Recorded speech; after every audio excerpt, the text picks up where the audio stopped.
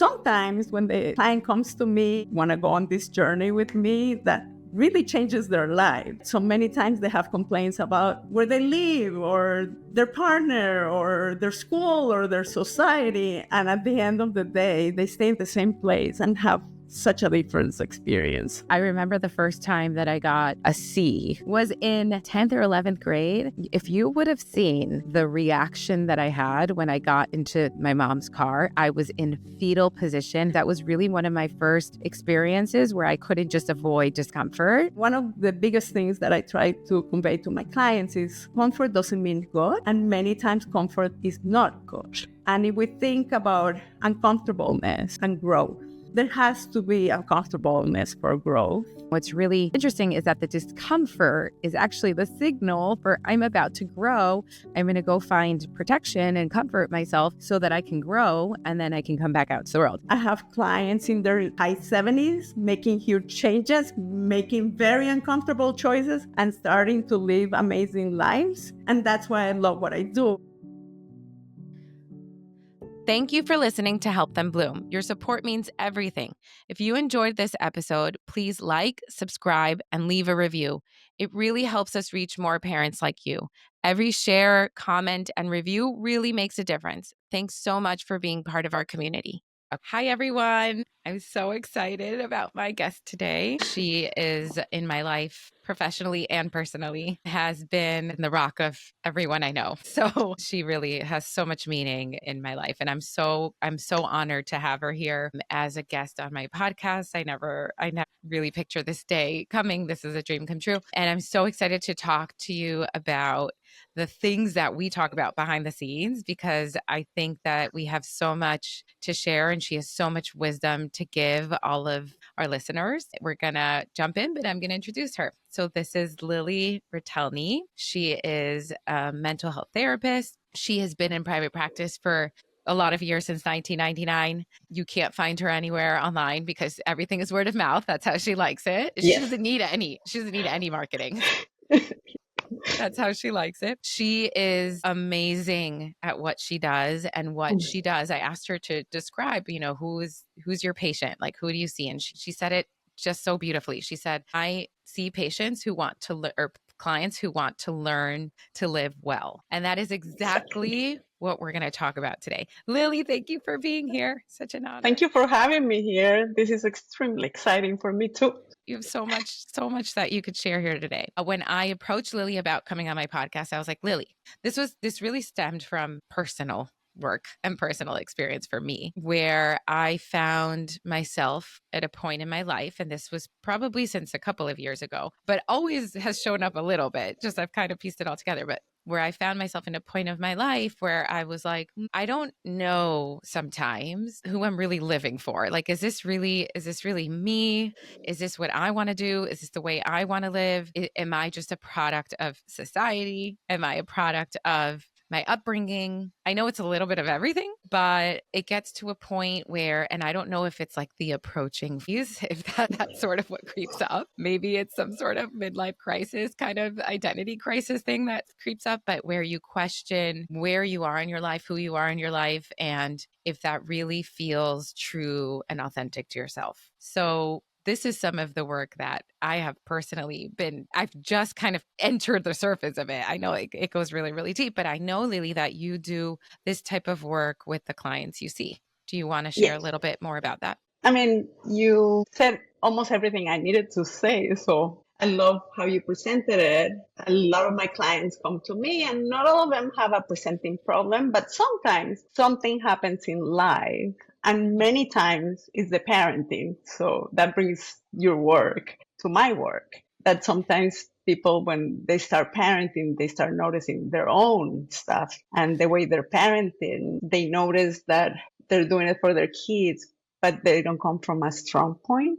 But I see this in parenting. I see this in older people. We grow up. I believe that most parents are doing the best they can in their environment. And I truly believe that.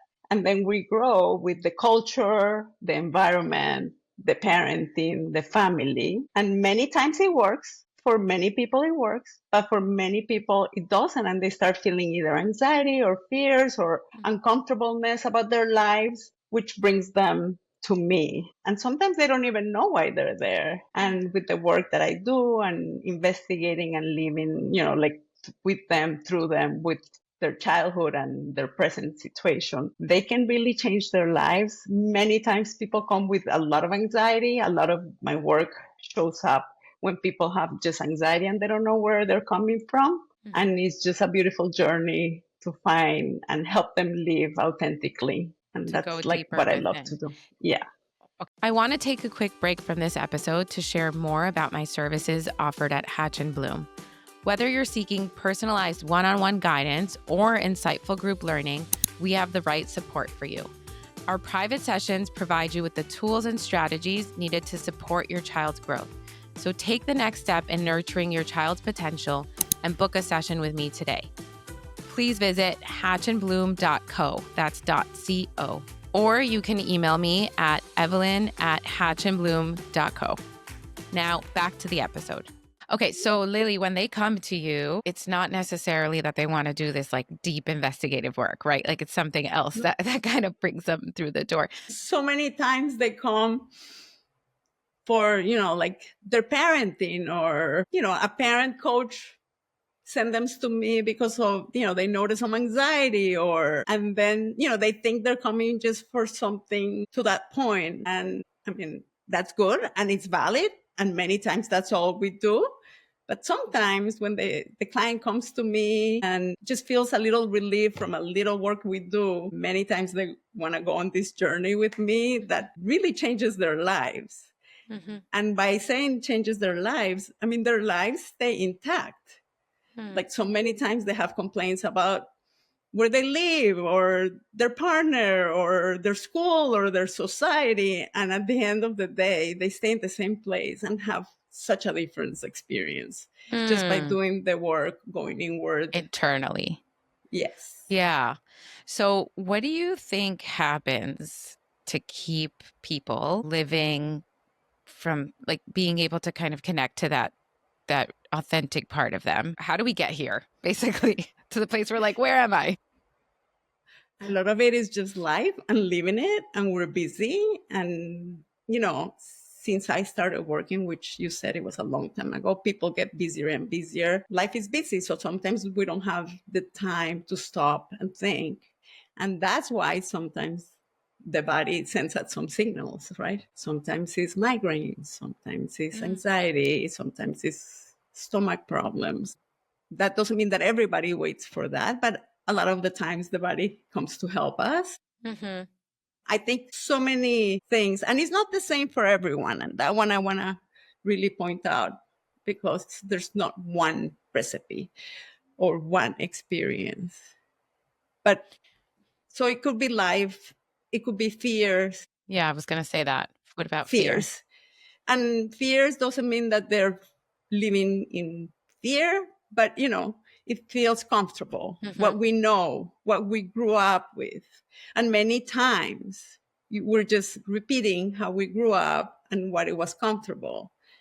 And one of the biggest things that I try to convey to my clients is comfort doesn't mean good. Mm-hmm. And many times comfort is not good.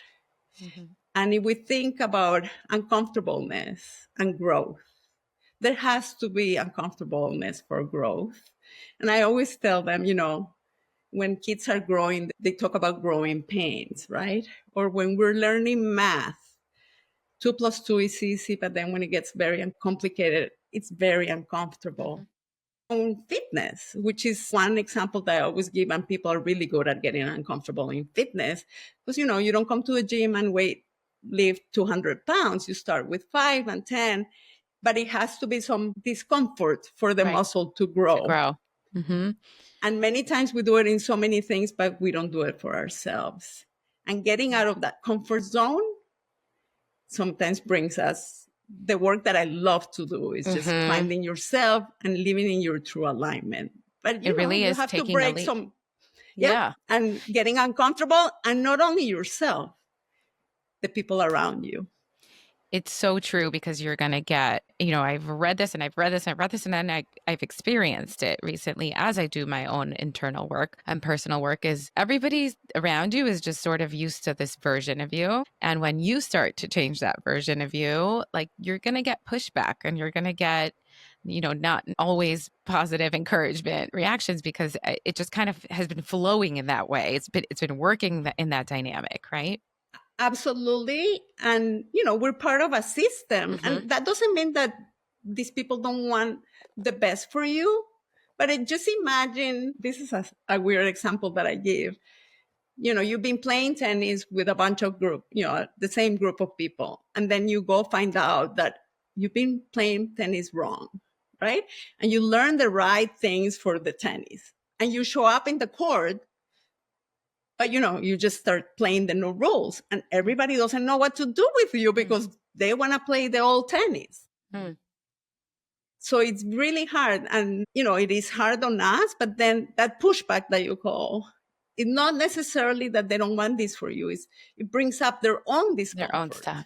Yeah. Yes. On this topic of discomfort, I don't know if you have ever heard, I just want to share it here because I heard this one rabbi a really long time ago, like a video of a rabbi speaking about the lobster. The lobster. Yeah. Oh my God. I send it to all my clients. Yeah, I want to share it here. It's a beautiful metaphor and analogy. So basically do you know the rabbi's name? Because I don't ever remember. Sure. He's like I think he's a psychologist. He's a psychotherapist and a rabbi. Okay. And he shares this story of how lobsters grow. And he's like, their stimulus for growth, like the way they actually shed their shell several times during their life. People don't know this, but basically they're this little tiny, it's a tiny mushy animal in the shell. And as it starts to grow, the shell doesn't grow with it. So basically it ends up feeling very constrained in the shell. And that is the signal for it's about to grow. So what it does is that signal cues it to go and go somewhere safe beneath a rock formation or whatever. It's able to shed its shell and then grow a new one and then come out where it's protected, right? And this happens several times through its life. And what's really just interesting is that the discomfort is actually the signal for I'm about to grow. I'm going to go find protection and comfort myself so that I can grow and then I can come back out to the world.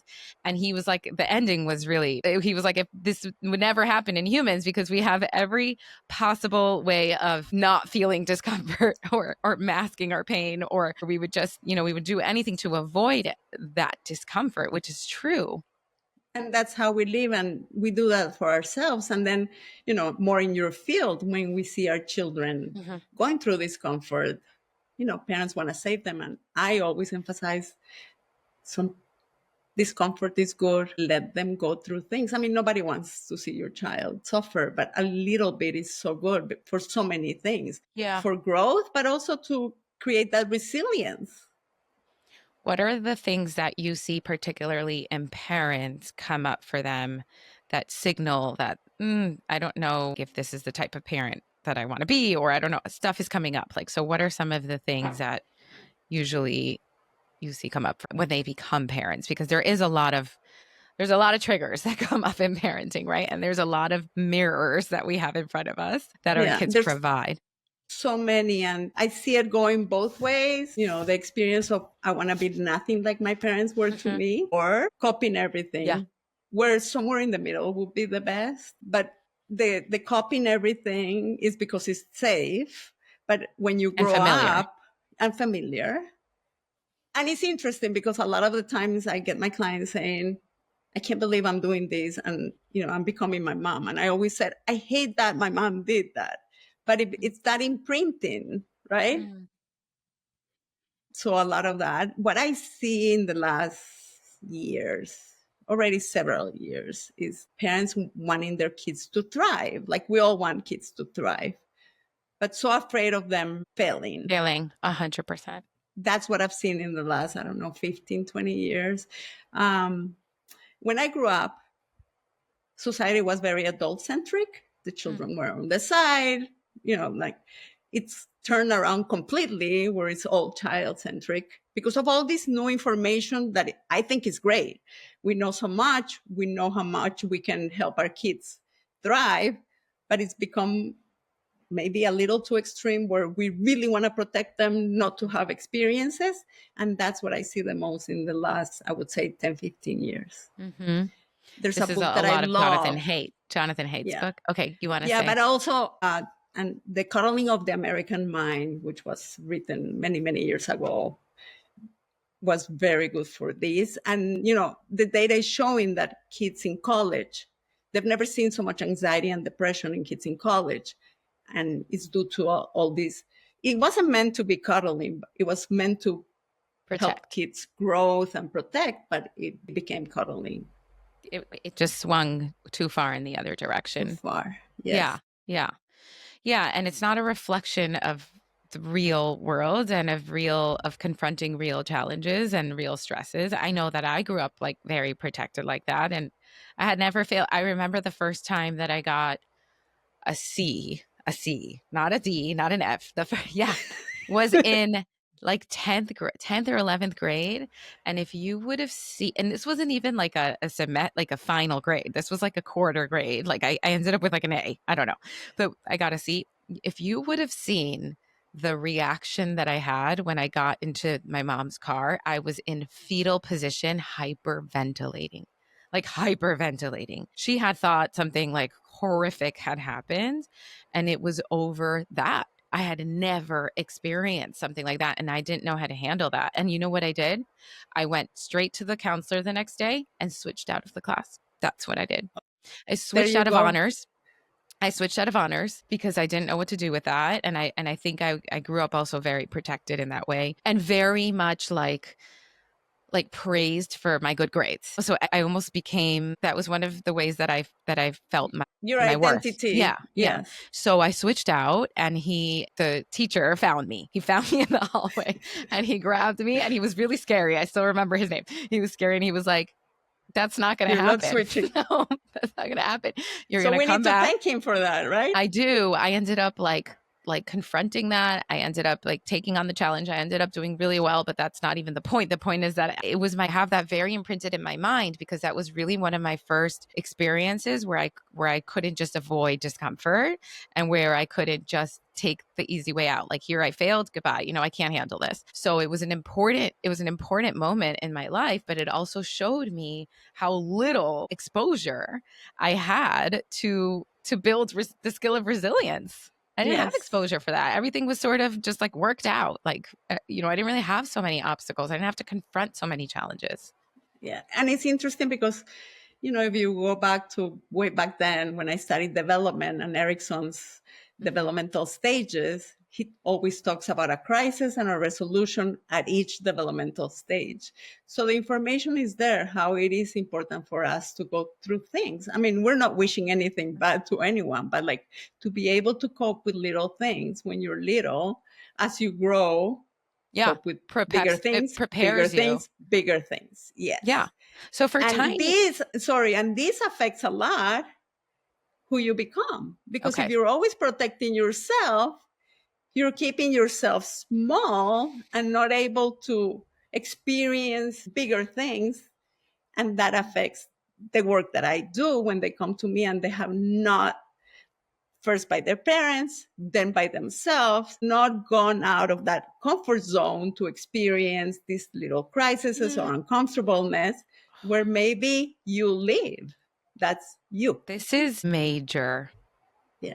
This is really major. I want to expand on this a little bit more. So it's really this exposure or tolerance to that discomfort that we're teaching our kids since they're little, even through, like, I watched I don't know who saw this video I put of my baby the other day where she's a toddler and she was building an ice cream cone really tall, and she worked so hard on it, and it kept falling and it kept falling and it kept falling. And she finally got it. And the second she stood up, it all just fell. And I just paused. But I want everyone to know it was very hard for me to just kind of pause and wait. And you know what? She was fine. Like, she actually just like picked it back up and tried again. Like, I feel like the need to just come in and be like, no, it's okay. You're doing Let me fix it and let me help you. Yeah. Those tiny moments already are tiny, like building blocks to what you're saying, which as we grow, get bigger and bigger and bigger, and maybe allowing our kids to forget their project at home or not doing their project for them. I walk into these science fairs and these things that we have to do at school, and you should see the level and caliber of some of these projects that I know are not made by their third grader or their second grader, right? But really kind of not enabling them in these moments and allowing them to experience that discomfort or frustration or failure. You're saying that those are like the mini building blocks that get bigger and bigger and bigger, that when we're grown, like allow us to not push away the discomfort because it's so terrifying. That's what you're saying. That's exactly what I'm saying. We can actually see it as a growth opportunity. And for a lot of people, being able to have that discomfort is the difference between living the life they want to live or living a safe life. And when I say safe, I mean, we're not talking that you're going to expose yourself to dangers, just to different, to something that maybe you didn't see growing up, that maybe wasn't in, like in your environment. Hey, everyone, it's Evelyn. Thank you so much for tuning in. Your support truly means the world to me. If you're interested in hosting a parenting workshop, I'd love to connect. Whether it's a private session for parents, a school event, or a corporate workshop, I'm here to help bring valuable insights and strategies to your community. Let's chat and make it happen. Please visit hatchandbloom.co. That's .co. Or you can email me at evelyn@hatchandbloom.co. And I do want to say at any age, and, I know that you talk a lot about neuroplasticity and with the kids. And yes, it's known. I grew up in an era where the adults would say, I'm just like that. You're going to have to take me. And now we know that's not true. I have clients in their high 70s making huge changes, making very uncomfortable choices, and starting to live amazing lives. So we know that kids are super plastic. About plastic, I mean that, there's change is very possible. 25, you're still very plastic, but now we know older adults can change too. And that's why I love what I do. I mean, I truly love what I do because I see people's lives changing so much and just feeling so different about everything in their lives. Like you said, sometimes it's like things have to change in their environment, but sometimes they don't. It really is a different perspective or a different way of being and believing. And I have that joke with, when I work with clients that, they come in and like, I hate Miami. I can't stand Miami or this or that. And, a year later, it's like, I wonder who wow, that is. Miami really changed. Yeah. That's it. Kind of like, I know there's always people like this. This probably was me at some point where it's like, I don't want to live here anymore. I want to move to New York, or I want to move here, or I'm so bored here. I'm so bored. And the moving is not the issue, right? Like the location is not the issue. It's really kind of finding the common denominator of who's unhappy everywhere. Sometimes the moving it is because, if you're an outdoorsy person and, and you live in a urban lifestyle maybe, but most of the times, I mean, in all my years, most of the times it has nothing to do with the city or the people or, because, when people complain about the people in a city, I mean, like, I would say there's a lot of people in Miami, right? Like, it's like, it can't be like Maybe that. Maybe finding a new tribe. Okay. So I have a question. How do we, we're going to talk specifically about parents for a minute. How do we as parents kind of help besides the allowing our kids to kind of fail and that feeling more frustrated, not rescuing them as much, but how do we kind of also give them this feeling of they can be who they are really authentically? I find one of the hardest, trickiest things about parenting is not projecting our own shit onto our kids and our own agendas. And I think this is where things can get kind of messy. And I know Dr. Shefali would say this. She's like, sometimes we treat them as like bonsai trees that we're just kind of cutting and shaping. And like, this is how I want it to look, right? So what would you say to a parent? Think that's one of the hardest things as a parent, because we go back to what feels safe. So when we see one of our children doing something different that we're not used to, it's gonna create fear in us. Yeah. This is my oldest daughter 90% of the time. Oh, really? She's also kind of a rule follower in school. Like she's like that. But I was like, whatever everybody around me is doing, that's what I'm doing. I'm going to play the same sports. I'm going to do the same dance. I'm going to like, that was it. I belonged. And she is like marches to her own beat, like her costumes and her activities and her friends and her hairstyles and everything. Like all of her friends are into like the skincare and the Sephora, and she could not care less about any of this. She plays her own stuff, and that for me, it's beautiful. But I'm not going to say, yeah, you know, I've always just like, there's a thing. There's a thing that I'm like, for a moment, that feeling of like, you know, it'd probably be easier if she was just going along with what everyone else was doing, or this because is something. It feels safe. It feels, that. that. And your daughter is taking you to places that you don't know. And I love that she knows who she is. Exactly. You know? So for that's where the parents end up sometimes referred to me, because it's just their own fears and the work that they haven't done about themselves, because they have copied and they feel safe. And so if you're not very secure in where you are, in your alignment, in your core values, and it will be very hard to allow this peacefully, internally, to your children. And I find that to be one of the most challenging things. And it doesn't have to be anything extremely different. As you said, it could be your daughter doesn't do ballet and does sports, but it does. Yeah. And I remember, so I've always done sports. And I remember when my son decided, I'm not swimming anymore. And he was like, like, who was that hard for? It was hard for you. It was a heartbreak for you. You had to break up. Right? He was completely fine. Yeah. Yeah. That is really, really, it's one of the hardest things. One of the posts that I had written a really long time ago that I think like really resonated with people is, your child is not an extension of you. And that's so hard to remember on a daily basis, because I think that we're most of the time, until we really, really practice so hard, we're operating from like such an unconscious part. Absolutely. And can I add something to what you just said? It's not only an extension, but a reflection of you. Because we as parents do the best we can. And yes, today we have a lot more information and we can parent really well. But there's so many more elements that, go into this part of behavior. So if you go to a party and your daughter is misbehaving, parents take it very... like, they take it like, oh wow, what am I doing wrong? I failed. And or what do people think about my parenting? That judgment piece, especially now that there's so much parenting awareness and information. Parents are a lot more tense, and goes back to crises and uncomfortableness. We also have to be uncomfortable and be, okay with that. Yeah. There's sometimes like Maya, who's 2, has just entered. I sent Lily a beautiful voice note of her screaming her head off in the car on my way here.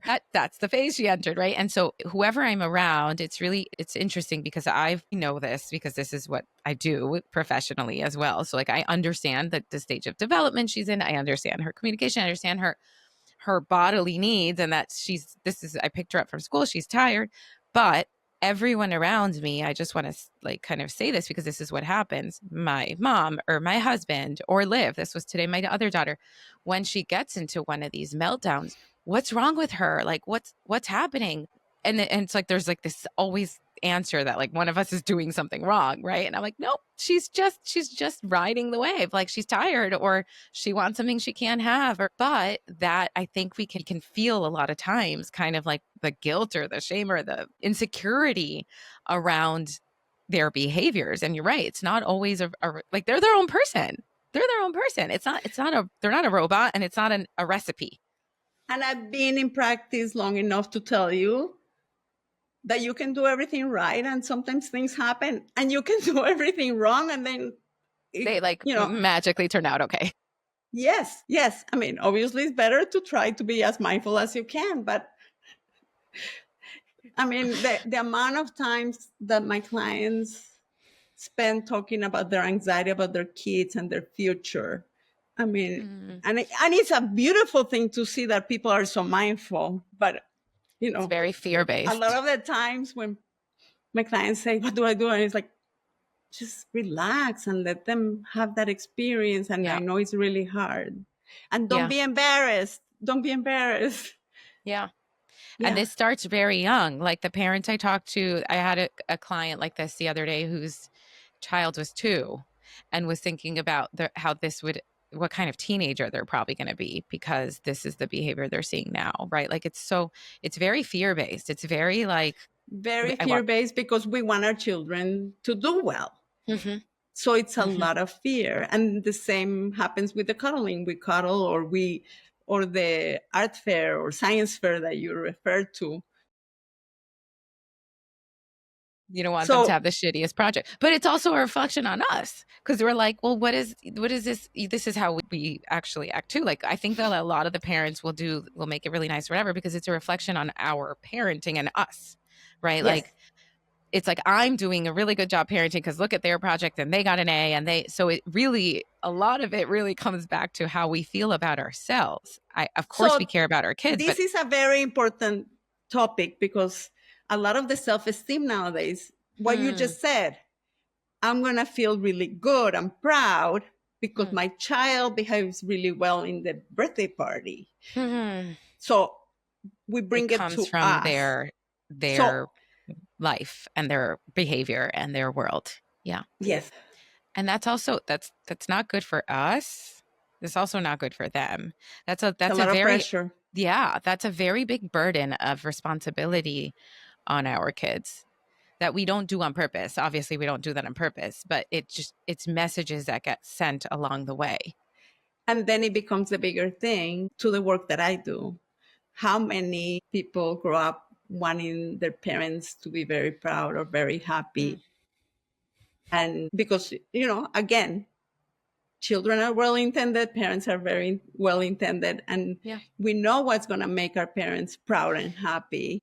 Which then maybe leads us to not necessarily live for ourselves. Exactly. But to make other people happy and proud.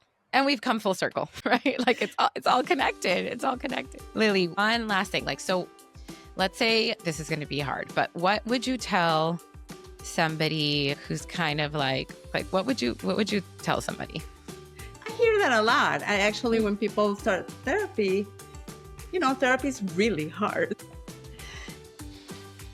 I would say that it's really hard now and it feels like a lot of work and heaviness, but it will lift all this weight for a really good life to live.